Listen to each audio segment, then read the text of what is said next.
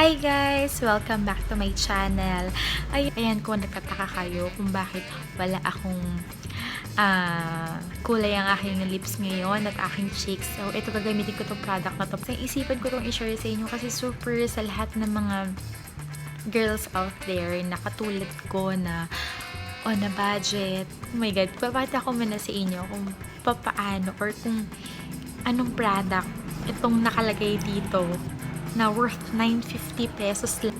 So, without further ado na nga, ito na nga siya, guys. So, bumili ako from Ever.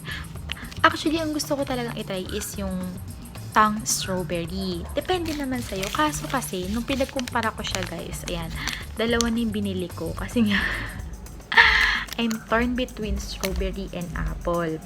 Ang pinagbasihan ko kasi guys is yung pigmentation ng color nung kakalabasan. So, mas chinus ko yung mas darker color. So, tang apple naman yung version ko.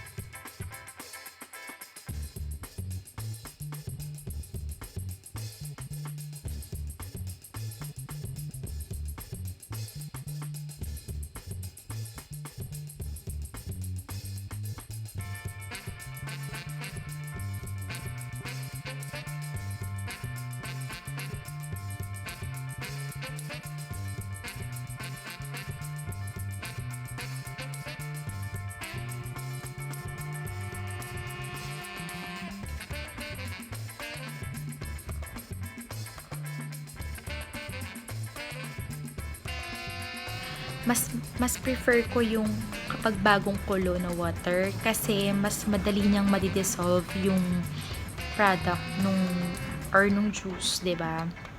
And then konti lang guys, konting-konti lang. Tapos nun, i-add mo na ngayon yung tang apple na powder. Depende kung gaano karami. Mas maraming powder, mas pigmented yung color or yung kakalabasan na kulay nung iyong gagawing DIY lip tint. And then, ayun, kuha ka na lang din ng container kung saan mo ilalagay or isasalin yung product na yun.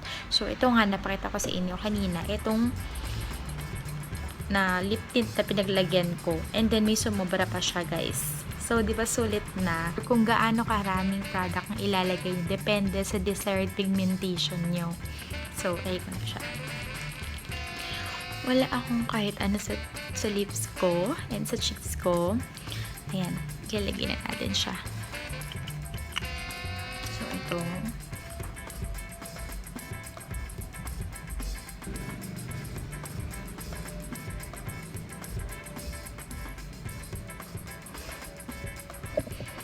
Yan. For me, ganyan yung ka-pigmented yung gusto ko.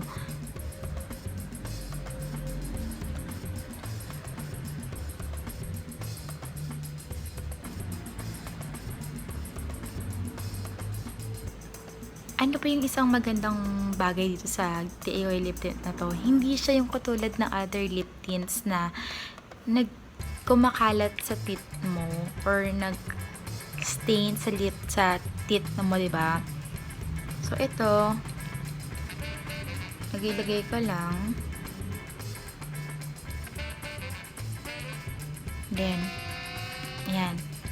Antayin mo lang siyang matuyo. Ako kasi, para makalat din yung product sa lips ko, ginaganon ko na lang. I use these 2 fingers to blend it out and then ilalagay ko sa cheeks.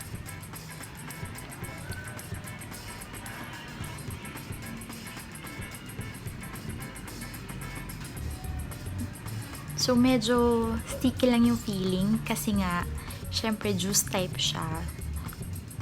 May sugar effect siya. O, diba? Nabawasan niya yung product dito sa lips mo. Pero ka pa nalalagay sa cheeks mo.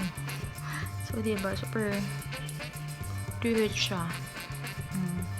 So, Ayan, kung hindi ka pa rin satisfied, pwede mo naman dagdagan.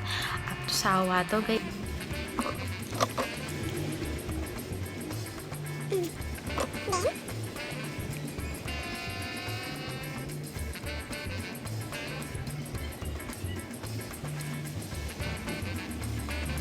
Medyo parang may pagkaganon, may namumuo lang na something kasi nga, oh my gosh, ano nangyari? Kasi nga may sugar yung juice, diba? So parang may pagkamalagkit. Isa sa mga skincare tips yun na huwag kayong matutulog ng may makeup sa inyong mukha. So, isa kasi sa disadvantage, syempre, matamis yung nilagay mong juice sa mukha mo, baka lang gaming ka nga naman. Pero, hindi naman siguro kasi mag-wash off naman tayo ng mga makeup natin kapag matutulog tayo. So, for magugustuhan ito ng mga boyfriend nyo. Pero na pag kinis nila kayo,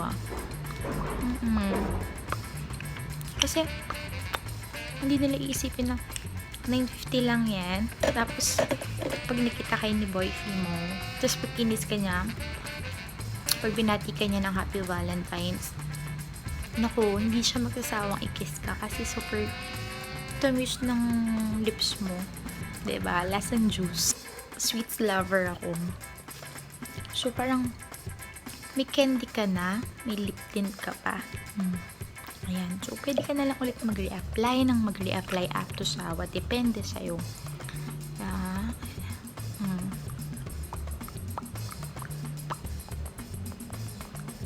Sana magustuhan niyo itong video na to. And hopefully nakatulong ako sa inyo para maging maganda at para makatipid na din.